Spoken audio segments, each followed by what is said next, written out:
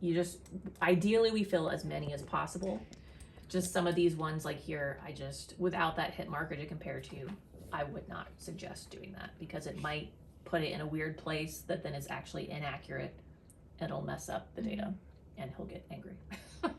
You don't want that. Okay. Excuse me. Yeah. What kind of things we can do to avoid too much gap?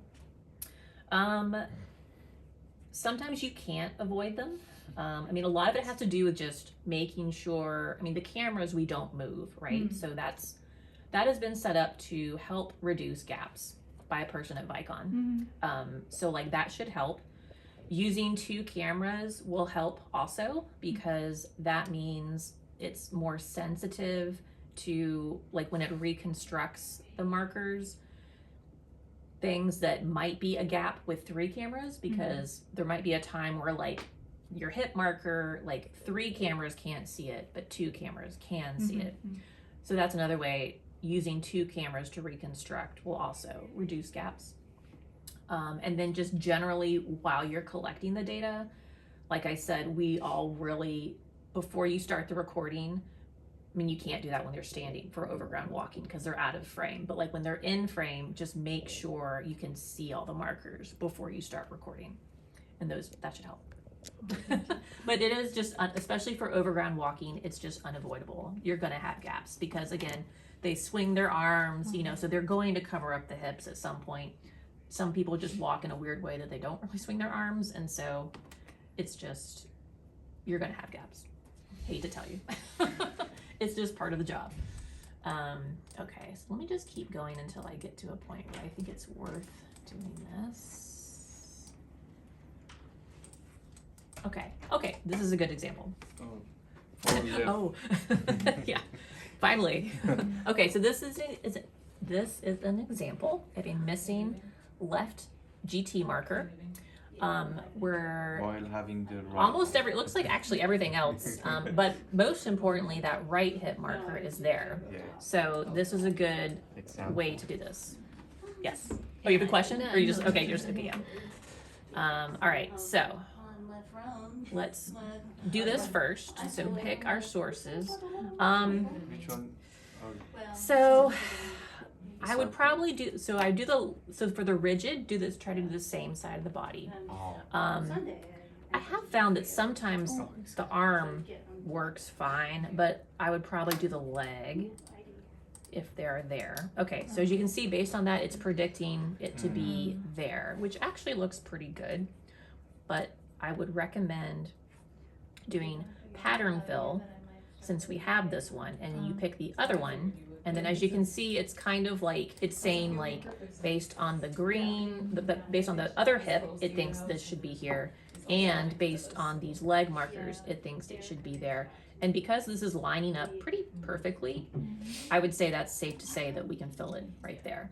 If the green, if they were like misaligned, then I don't know, you might want to like look at it some more. But this is kind of a good example of using both of these. Markers that are on like both sides of the body, like shoulders, you could probably do this with, although shoulders are usually there. Hips is what I use this the most for. Because they're more stable. Yeah, because it's doing pattern, because in gait, you know, it's very cyclical. And so like it can use what's going on the other side to kind of predict the side that's missing. So it's kind of a good combination for that. Yes. Get some water. Why you choose these 3 marks in the left side? Why you didn't choose this one, second? You could. So if they were not there, if some of these were missing and you just need a third marker, you can try other ones. Sometimes it's fine.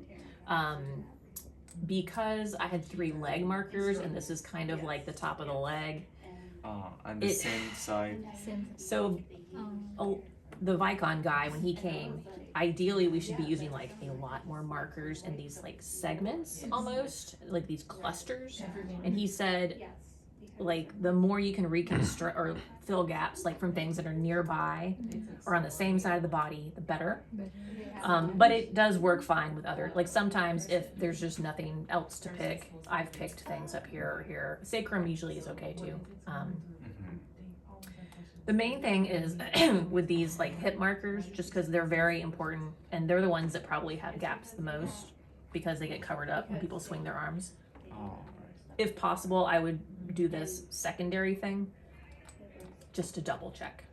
Because sometimes it'll use this and predict something crazy and it'll be like saying it's out here. And it's like, obviously the hit marker's not out here. You know what I mean? That's rare, but it does happen. So if you ever... Better to check both, like which is nearby and the... For a hit marker, for a GT, I would recommend checking with this.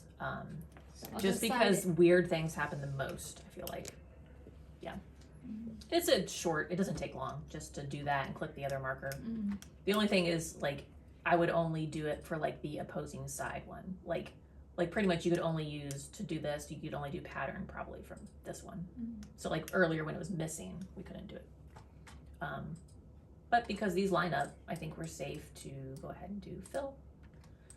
And then just keep going through. What if we do pattern filling for the both knees? That might work. That should work. Yeah. The knees, I feel like, are not blocked as often. It tends to be things that, again, arm swing covers up. But yeah, I mean, you could always, it doesn't hurt to check. Something that's like equal on both sides, like shoulders. I don't know, with arm swing, I don't know about using elbow. I mostly just use this for hip. It's because only hip is stable all the time. Yeah, and it's not moving too much, like it's not swinging, like, you know, so I think it can, it's a good predictor. I don't know. Yeah. It seems to work the best. Just because there are some times where the rigid body for like a hip marker, it'll really mess it up and it'll like shoot out here and then go back, and obviously like that's not where it was. And it'll give us a weird number in MATLAB later on. So like the more you can pay attention to this at this step, then later on you won't have to come back and redo it after it gets run through the code and people are like, why are these numbers so weird? And you're like, I don't know. And then it turns out to be a hip marker. Okay, so I'm just gonna keep filling this, and luckily, like it's still doing this combined thing for all the ones in the future of the trial. So as you can see, they're all lining up very nicely. So we can just keep filling that. Okay. Okay. So here's an example where it does not have that marker, but we still have that one. I think it's pretty safe to say that that is the actual marker and just somehow is not labeled right there. Yeah, so while I'm here, I'm just gonna go ahead and try to relabel that. So you can go back to this list and just pick that right GT. To relabel. Do that. Save it. Yeah.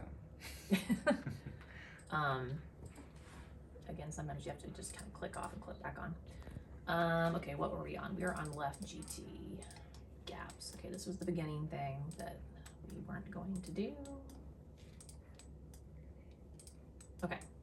Okay, so this is the one that I just fixed that marker. So now we can do the combined rigid body and pattern fill for this. So we can go 1, 2, 3. Pattern fill, pick source, pick the other hip, and here we can do that now and double check that, and it looks good. So we can fill that. Okay, great. So now we're done with that one. Can I ask again? Sure. What is the purpose and the philosophy of using pattern fill? So pattern fill, I mean, again, I don't know all the details. I'm sure a vicon person could tell you more. But for the hip, so for markers, so gait is very cyclical, right? So there's like a pattern to it. I don't know if that's why it's called pattern. But I think rigid body is just using the position of the markers, like just, and then kind of looking at, I guess, kind of a trend on where it thinks based on that it would be, which for most gaps, you would just need to use that. But for he, just in my experience, the hip can do weird things sometimes. A lot of times it does totally fine if you only do that. Okay. But there are some times where for some reason, like the prediction it gets, like if you only use some leg markers, for some reason it just gets really weird, and like it literally will try to say like the markers out here. So if you do the pattern also, you can more easily check that it's lining up the two kind of predictions. It's kind of just a good way to check it, I think. Yeah. It's not necessary, but it's better. It's probably fine recommended. without it. And what you could do is try it, if you wanted to try it all without it and then just look and see what it looks like. You could do that and then go back and deal with this later. To me, it doesn't, like if it's not that much more effort to do Yeah, that. it's just one blade. That's So Yeah. you usually use pattern fill for gaps on the hips. Typically, yes. At least recently. I didn't used to, but then I realized that It's better. it, I would just recommend it. All right. But you don't have to use it obviously for like all the other ones. I just think it works well for the hips because they don't move a whole lot. So like I feel like it's a pretty good predictor using the other one. And just the GT markers are very important for a lot of our analysis. And so the more accurate for those locations, the better. And just again, one day you'll see an example and like literally it'll just like flicker and like it'll shoot back and come back in. And like that's a case where someone filled with this and didn't check it. And yeah, anyway. Again, so many of these things just you have to just they'll come up while you're working and then you just have to figure out how to deal with it. I see. So like most of the time it works fine just to do this for hips. If you have like enough markers on that side of the body. This is just a good like double check that, especially if it's starting to look weird, you can do, but you can make that decision. Okay, so let's keep going. So we did that, left heel. I think we could try this. This is at the beginning, but again, the more we can fill in, the better. And there's some stuff on the left side of the body, so I think we can just go ahead and do this. 1, 2, 3. Okay, but see, okay, so this is an example where I picked 3 things, but it's not going to work with those 3 because it did not fill in that. So what you can do then is try picking some other things and see if it likes it, but it might just be that this is too early on. Okay, good, that one worked. So this is the left heel that's missing, yes. And fill. Okay, that was an easy one. Left knee.